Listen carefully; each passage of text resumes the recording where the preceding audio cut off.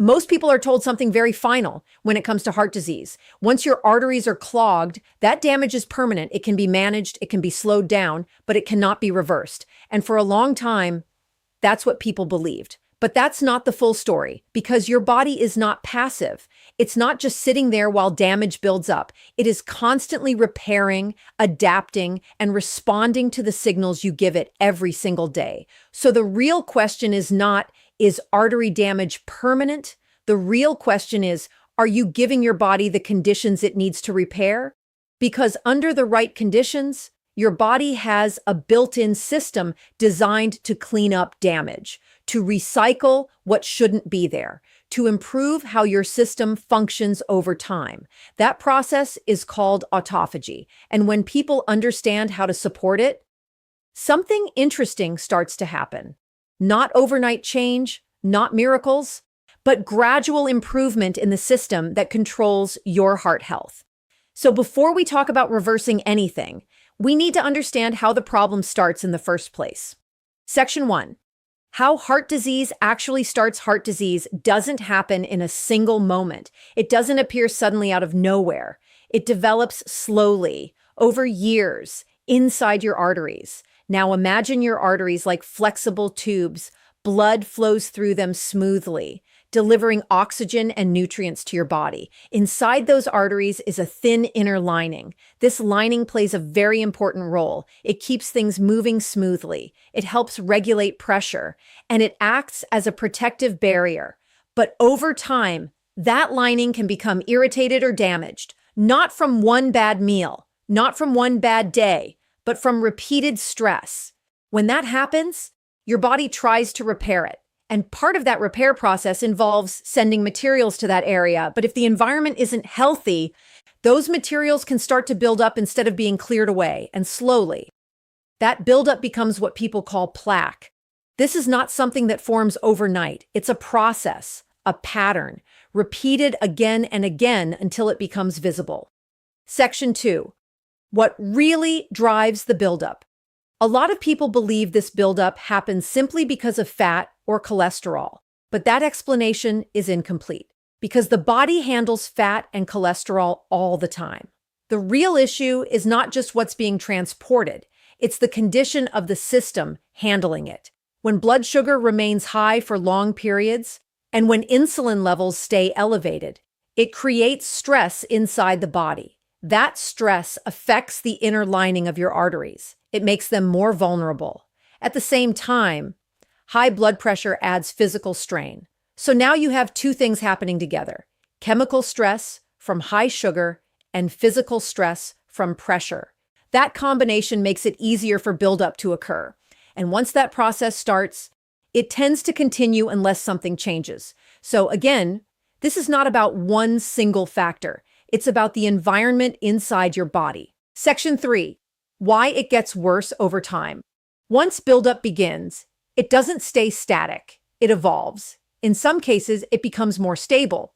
In other cases, it becomes more inflamed and unstable. And this is where risk increases. Because it's not just the presence of buildup that matters. It's its behavior. Think of it like this. If the inner lining of your artery is calm and stable, that buildup may remain contained. But if inflammation is high, that area becomes more active, more reactive, and over time, that can lead to serious events. So what determines whether things stabilize or worsen? It comes back to the same idea, the signals your body is receiving. If the environment improves, the system begins to calm down. If it doesn't, the cycle continues. Section 4. What autophagy actually is. Now we come to a concept that most people have never been taught clearly. Autophagy. It sounds complex, but the idea is simple. Autophagy is your body's internal cleanup system. It's how your cells break down and recycle damaged or unnecessary material. Think of it like maintenance. Over time, your body accumulates things it doesn't need. Old proteins, damaged structures, cellular debris. Autophagy helps remove those. And when that system is working well, your body functions more efficiently. Now, here's the important part. Autophagy is not always active at the same level. It increases under certain conditions, especially when your body is not constantly being supplied with incoming energy. When food is always coming in, your body focuses on using that energy. But when there are gaps, it begins to clean up internally. That's when autophagy becomes more active. Section 5, how to support this process. So how do you support a system like this? Not with one trick, not with one shortcut, but with consistent signals. The first is nutrition. Reducing excessive carbohydrates can help stabilize blood sugar. This reduces stress on the system. The second is timing. When you give your body breaks between meals, you allow it to shift from constant intake to internal maintenance. This doesn't mean extreme fasting. It means creating space. The third is metabolic demand, things like movement or heat exposure. Encourage your body to adapt, to become more efficient. These are not extreme strategies. They are simple adjustments, but when repeated consistently, they create the conditions your body needs to function better. Section 6, setting realistic expectations. Now it's important to stay grounded because when people hear words like repair or improve, the mind immediately jumps to fast results.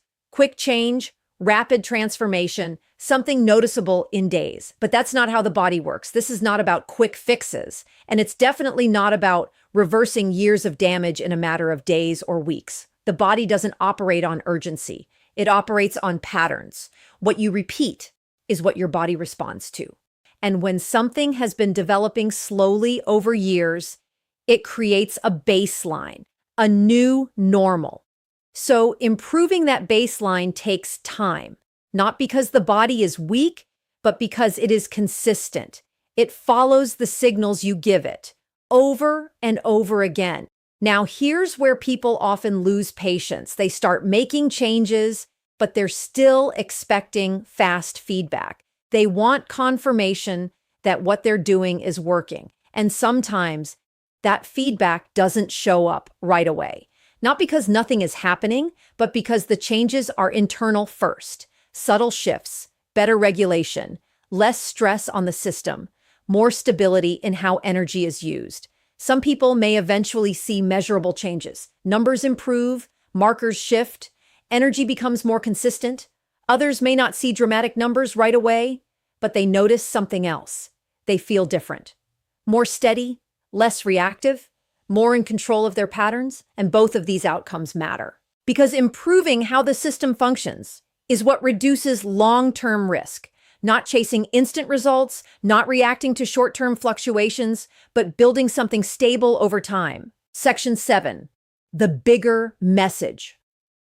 At the end of the day, this is not about one single process. It's not just about autophagy. It's not just about food. It's about how your body responds to what you repeat consistently. Every habit sends a signal, and those signals are not neutral. They tell your body how to behave. Food choices send one kind of signal. Meal timing sends another. Activity levels create a different response.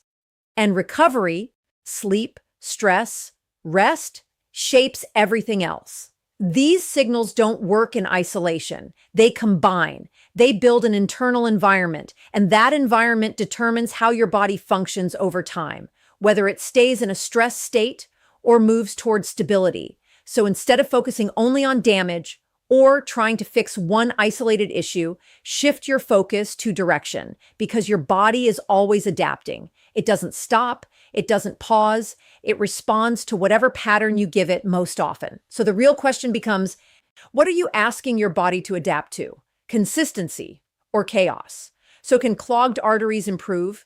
In some cases, yes, the body can move in that direction, but not through shortcuts, not through one single strategy, and not through temporary effort. It happens through consistent changes in how the system is supported, in the signals you repeat daily. This is not about fear. It's not about panic. It's about awareness, understanding that your body is not fixed. It's responsive. It's dynamic.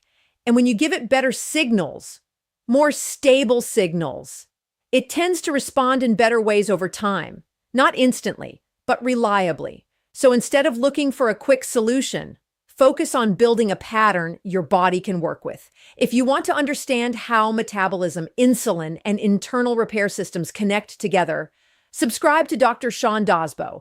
And in the next video, we'll break down one simple habit that has a direct impact on your heart health and how to apply it step by step. Take care of your system, because it's the only one you have.